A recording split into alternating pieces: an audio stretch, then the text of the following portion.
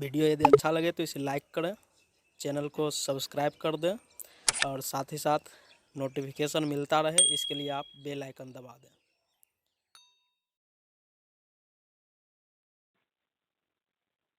Hello dear students, स्वागत है आप सभी का आपके अपने YouTube channel Pioneer academy Bakhri में। चैप्टर सेकेंड में हम लोग विद्युत विभव तथा धारिता पढ़ रहे हैं, जिसमें विभव का पॉइंट खत्म हो गया है। उसका कुछ न्यूमेरिकल हम लोग पिछले क्लास में पढ़े थे। आज उसी संबंधित कुछ और न्यूमेरिकल है, उसको आज हम लोग करेंगे। तो इसमें आज हम लोग पहला क्वेश्चन करते हैं। क्वेश्चन आपके स्क्रीन पर दिखाई दे रहा है कि +1 माइक्रोकूलम तथा -1 माइक्रोकूलम के दो बिंदु आवेश एक दूसरे से 2 सेंटीमीटर की दूरी पर स्थित है। यह द्विध्रुव 1 × 10⁵ वोल्ट प्रति मीटर के समरूप विद्युत क्षेत्र में स्थित है। इस प्रकार स्थित है कि द्विध्रुव का अक्ष विद्युत क्षेत्र की दिशा के साथ 60 डिग्री का कोण बनाती है। तो ज्ञात कीजिए। यानी इसमें एक ही क्वेश्चन, एक जो है इसमें 4 क्वेश्चन बना हुआ। पहला निकालना है कि द्विध्रुव पर बल आघूर्ण कितना होगा, द्विध्रुव की स्थितिज ऊर्जा क्या होगी। ये सब पिछले चैप्टर का पहला चैप्टर का क्वेश्चन है। द्विध्रुव पर अधिकतम बल आघूर्ण क्या होगा और द्विध्रुव को अस्थायी सम अवस्था से 180 डिग्री घुमाने में किया गया कार्य क्या होगा। ये सब हम लोग पिछले चैप्टर का ये सब क्वेश्चन है। पिछला चैप्टर का थोड़ा रिवीजन हो जाएगा। चलिए क्वेश्चन हम लोग कर लेते हैं। तो पहले क्वेश्चन में चार्ज का मान दिया हुआ है कि आवेश कितना है। Q का मान दिया हुआ है, Q बराबर 1 माइक्रोकूलम, यानी 1 × 10⁻⁻, माइक्रो का मतलब 10⁻⁻6 कूलम, या इसको डायरेक्टली लिख सकते हैं 10⁻⁻6 कूलम भी लिख सकते हैं। एक लिखे चाहे नहीं लिखे, इससे कोई फर्क नहीं पड़ता है। साथ ही साथ दिया हुआ है कि आवेश एक दूसरे से 2 सेंटीमीटर की दूरी पर स्थित है। इन दोनों के जो बीच की दूरी है, इसके बीच की दूरी को हम लोग 2L कहते हैं। डायपोल में दोनों की जो बीच की दूरी होती है उसको हम लोग 2L कहते हैं। यानी 2L का मान दे दिया है 2 × 10⁻⁻2 मीटर। और क्या दिया हुआ है, द्विध्रुव का जो अक्ष है, अक्ष के साथ जो 60 डिग्री का कोण बनाता है। द्विध्रुव का अक्ष विद्युत क्षेत्र की दिशा के साथ कितना एंगल बना रहा है, 60 डिग्री का कोण बना रहा है। तो पहला क्वेश्चन, द्विध्रुव पर बल आघूर्ण। तो जब किसी विद्युत क्षेत्र में किसी डायपोल को रखा जाता है तो उस पर लगने वाला बल आघूर्ण का फॉर्मूला हम लोग पिछले चैप्टर में पढ़ रहे हैं, टॉर्क P×E, या इसी लिख सकते हैं P sin थीटा। P है द्विध्रुव आघूर्ण, E है विद्युत क्षेत्र, और ये थीटा का जो मान है P और E के बीच का कोण है। यहाँ पर विद्युत क्षेत्र का मान भी दिया हुआ है। इलेक्ट्रिक फील्ड 1 × 10⁵, या डायरेक्ट लिख सकते हैं 10⁵ वोल्ट प्रति मीटर। इतना चीज दिया हुआ है। तो पहला देखिए, P नहीं दिया हुआ है तो टॉर्क निकालेंगे। सबसे पहले हमको P निकालना पड़ेगा। P क्या है, डायपोल मोमेंट। तो P निकाल लेते हैं। P बराबर होगा Q × 2L। Q का मान 10⁻⁻6 कूलम और 2L दोनों के बीच की दूरी 2 × 10⁻⁻2, यानी 2 सेंटीमीटर है। बीच की दूरी 2 सेंटीमीटर है। सेंटीमीटर को मीटर में कन्वर्ट कर दिए हैं। 100 से डिवाइड करें या 10⁻2 से गुना करें, सेम चीज हुआ। तो फाइनली यहाँ से P का मान निकल गया 2 × 10⁻⁻6 - 2 -8। Coulomb metre. अब पहला क्वेश्चन हम लोग करते हैं। पहला क्वेश्चन कह रहा है द्विध्रुव पर बल आघूर्ण कितना होगा। तो बल आघूर्ण टॉर्क का फॉर्मूला होता है P E sin theta. Theta कितना है 60 डिग्री पर। P का मान 2 गुना 10⁻⁻8, E का मान 10⁻5 और साइन 60 का मान √3/2। 2 से 2 कैंसिल हो गया, फाइनली निकल गया √3 गुना 10⁻8 + 5 नहीं -3। ये टॉर्क का और इसका मात्रक क्या होता है बल आघूर्ण का न्यूटन मीटर।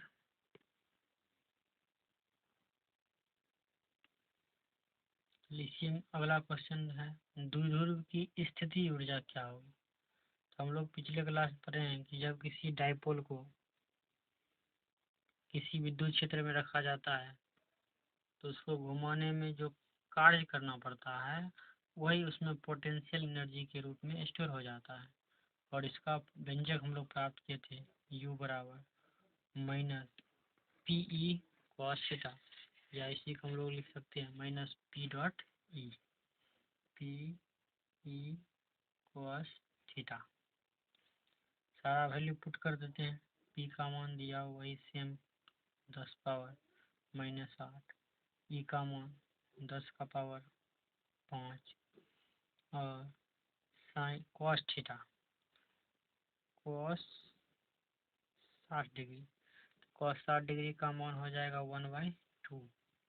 फाइनली ये जो U बराबर -2 गुना 10⁻⁻8 + -3 और गुना 1/2। 2 से 2 कैंसिल हो गया तो पोटेंशियल एनर्जी बराबर -10⁻³ जूल। उसके बाद तीसरा क्वेश्चन है द्विध्रुव पर अधिकतम बल आघूर्ण यानी टॉर्क का जो फॉर्मूला होता है P sin थीटा। इसमें बताए थे कि जब P और E के बीच एंगल 90 डिग्री होता है उस कंडीशन में टॉर्क मैक्सिमम होता है। तो मैक्सिमम टॉर्क का फॉर्मूला होता है PE टॉर्क मैक्सिमम टॉर्क होता है PE यानी थीटा का मान इस कंडीशन में होता है 90 डिग्री। तो P sin 90 का मान 1 हो जाएगा, क्या बचेगा सिर्फ PE। P और E का वैल्यू पुट कर देते हैं। P का वैल्यू ऊपर में निकाल चुके हैं 2 गुना 10⁻⁻8 और E का मान 10⁻5। तो फाइनली हो जाएगा 2 गुना 10⁻⁻3 न्यूटन मीटर। मैक्सिमम टॉर्क ही होगा। इसके बाद तीसरा क्वेश्चन करा है। चौथा क्वेश्चन द्विध्रुव को अस्थायी साम्यावस्था से बताए थे। जब द्विध्रुव डाइपोल मोमेंट और इलेक्ट्रिक फील्ड एक ही डायरेक्शन में होता है उस कंडीशन में द्विध्रुव जो अस्थायी साम्यावस्था में कहलाता है, अर्थात जब थीटा बराबर 0 डिग्री हो। तब क्वेश्चन कह रहा है कि द्विध्रुव को अस्थायी साम्यावस्था से यानी 0 डिग्री से 180 डिग्री घुमाने में किया गया कार्य क्या होगा। हम लोग जो है द्विध्रुव को घुमाने में θ1 से θ2 तक घुमाने में किया गया कार्य का फॉर्मूला पढ़े W बराबर PE cos θ1 - cos θ2। वहाँ से इसको हम लोग फाइंड कर सकते हैं। θ1 अस्थायी साम्यावस्था यानी θ1 बराबर 0 डिग्री से कितना 180 डिग्री, θ2 180 डिग्री तक घुमाया गया। उस कंडीशन में वर्क डन का फॉर्मूला होता है PE cos theta 1 minus cos theta 2। तो सारा वैल्यू पुट कर देते हैं हम लोग। टी का मान 2 गुना 10 का पावर माइनस 8, ई का मान 10 का पावर 5, कॉस थीटा 1 यानी cos 0 degree minus cos theta 2 cos 180 degree.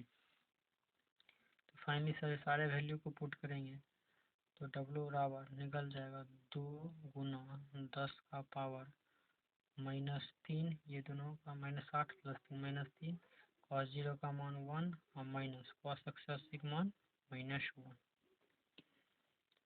तो यहाँ से निकल जाएगा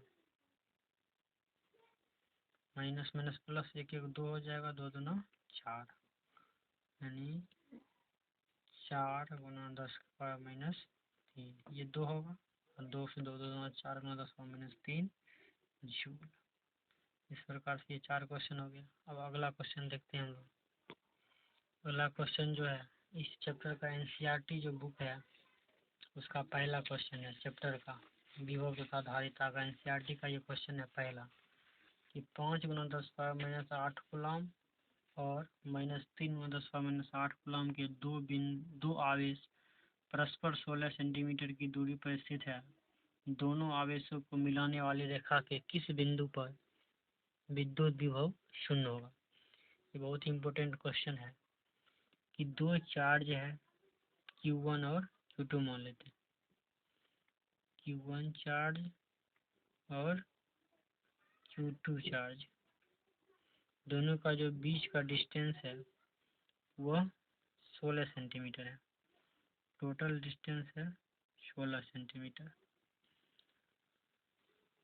और ये जो Q1 और Q2 का जो मान दिया हुआ है, Q1 का मान दिया हुआ 5 गुना 10 पर, ये जो Q1 है इसका वैल्यू दिया हुआ 5 गुना 10 का पावर माइनस 8 कूलम और यहाँ पर जो Q2 है इसका वैल्यू दिया है माइनस 3 गुना 10 का पावर माइनस 8 कूलम। तो कह रहा है कि दोनों को मिलाने वाली रेखा के किस बिंदु पर विद्युत विभव शून्य होगा।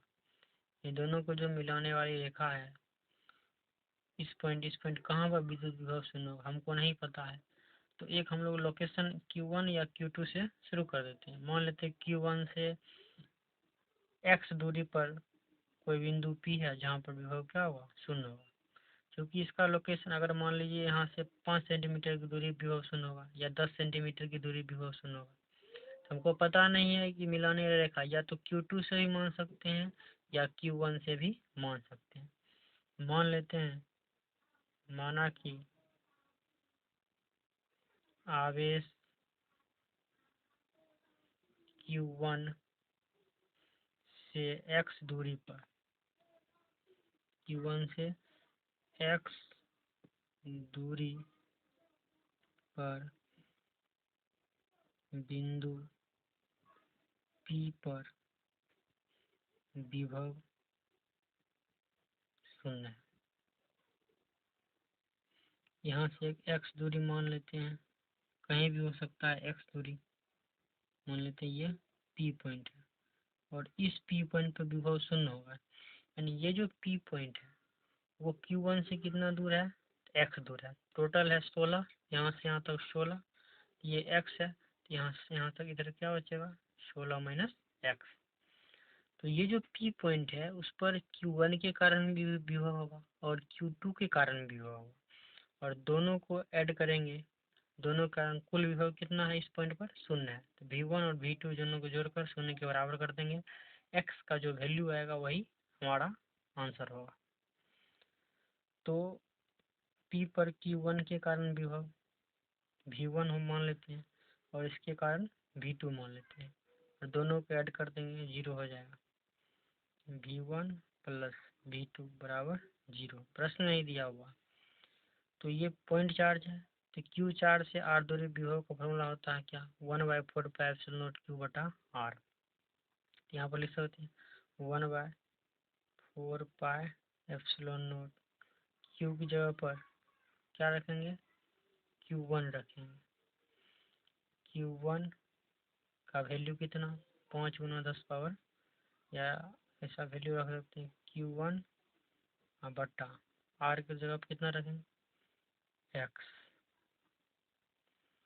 प्लस 1/4 Q2 बट्टा यहाँ से यहाँ तक। अब इसके कारण इस पॉइंट विभव कितना होगा, यहाँ से यहाँ तक की दूरी 16 minus x, total 0।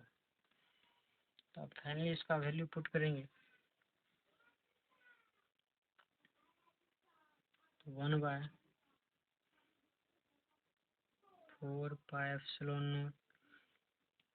Q1 Q2 की जगह पर लिख सकते, ये चूंकि माइनस में है तो माइनस Q2 भी लिख सकते हैं, या वैल्यू बैठा के भी लिख सकते हैं। Q1 का मान 5 गुना 10 का पावर माइनस 8 बटा एक्स, वैल्यू हमको निकालना, प्लस 1/4 Q2 की जगह क्या रखना है, माइनस 3 गुना 10 पावर माइनस 8 बट्टा ये जो डिस्टेंस है 16 माइनस एक्स बराबर 0, ये उधर जाकर माइनस से उधर जाकर क्या हो जाएगा, प्लस हो जाएगा। या यहीं से 1/4 कॉमन भी लेकर बना सकते हैं, कोई दिक्कत नहीं है। 1/4 5 गुना 10 पावर माइनस 8 बट्टा एक्स, ये प्लस माइनस से उधर जाकर हो जाएगा प्लस में 1/4 3 गुना 10 पावर माइनस 8 माइनस 3 उधर जाकर, ये देखिए माइनस प्लस ये टोटल क्या हो जाएगा, माइनस हो जाएगा, उधर जाकर प्लस हो गया, डिवाइड 16 माइनस एक्स। अब देखिए जो वैल्यू कट रहा है उसको हम लोग कैंसिल कर देते हैं। कैंसिल क्या हो रहा है, तो 1/4 कैंसिल हो गया, 10 power minus 8 10 power minus 8 cancel हो गया, तो क्या बचा इधर, इधर बचा 5 बट्टा एक्स बराबर, इधर बचा 3 बट्टा 16 माइनस एक्स। यहाँ से क्रॉस मल्टीप्लिकेशन कर देंगे तो हमारा आंसर हो जाएगा 3x बराबर 5 से गुना करेंगे 80 minus 5x, 5x minus 5 direct plus तो 8x बराबर 80 10, x बराबर 10, यानी Q1 से 10 सेंटीमीटर की दूरी पर विभव क्या हो जाएगा, शून्य हो जाएगा। इधर से 10 इधर से कितना 6 सेंटीमीटर, यानी दोनों का मिलाने वाली रेखा का जो पॉइंट P है वो Q1 से 10 सेंटीमीटर की दूरी पर है और Q2 से 6 सेंटीमीटर की दूरी पर है, और इस पॉइंट पर विभव क्या होगा, शून्य होगा, यानी Q1 से 10 सेंटीमीटर की दूरी विभव शून्य होगा। फाइनली आंसर है। चलिए अगला क्वेश्चन देखते हैं। अगला क्वेश्चन है, किसी वर्ग के 3 कोनों पर Q, 2Q तथा 4Q आवेश रखे गए हैं। वर्ग के चौथे कोने पर कितना आवेश रखा जाए कि वर्ग के केंद्र पर विभव शून्य हो जाए। तो सबसे पहले एक हम लोग वर्ग बना लेते हैं।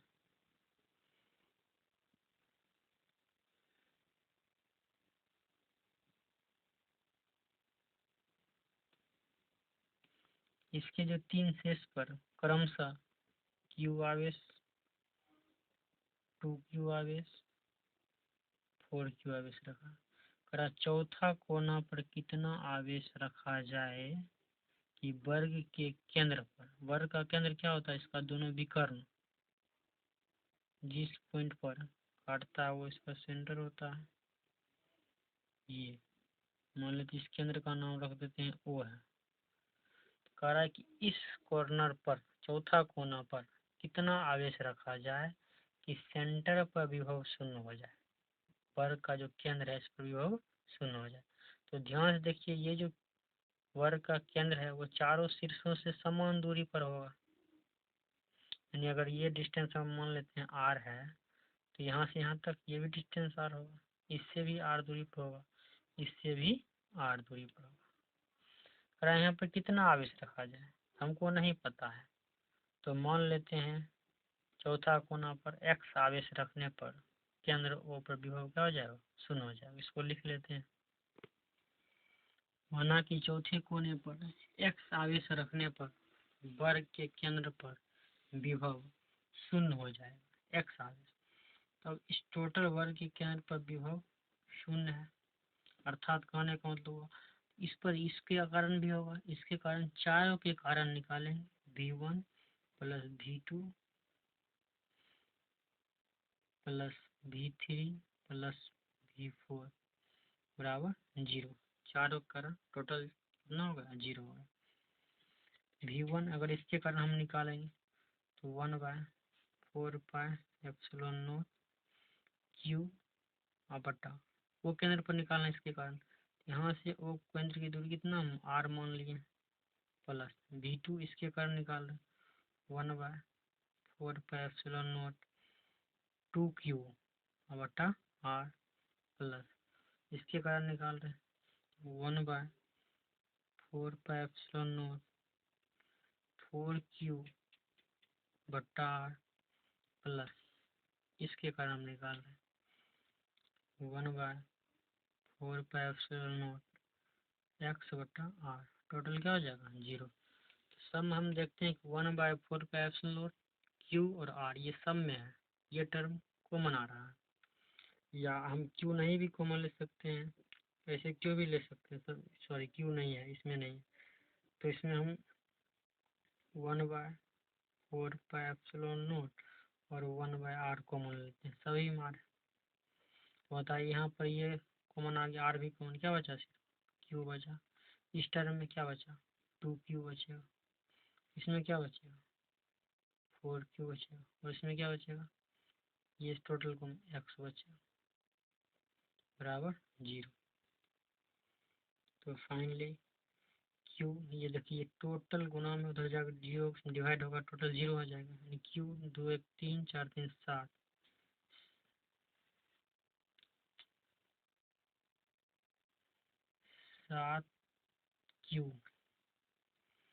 7Q ये Q 2 1 3 4 3 7Q प्लस X और ये टोटल टर्म गुना में उधर जाकर डिवाइड हो जाएगा तो क्या हो जाएगा 0 में डिवाइड होगा तो 0 हो जाएगा, यानी X बराबर निकल -7Q,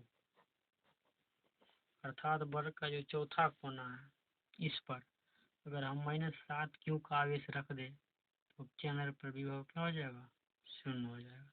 तो आंसर क्या हो जाएगा 7Q आवेश रखने पर केंद्र पर क्या विभव 0 हो जाएगा। चलिए आज का क्लास यहीं तक रहते हैं, कल से हम लोग अगला पॉइंट पढ़ेंगे, धारिता शुरू होगा अगला पॉइंट इस चैप्टर का। धन्यवाद।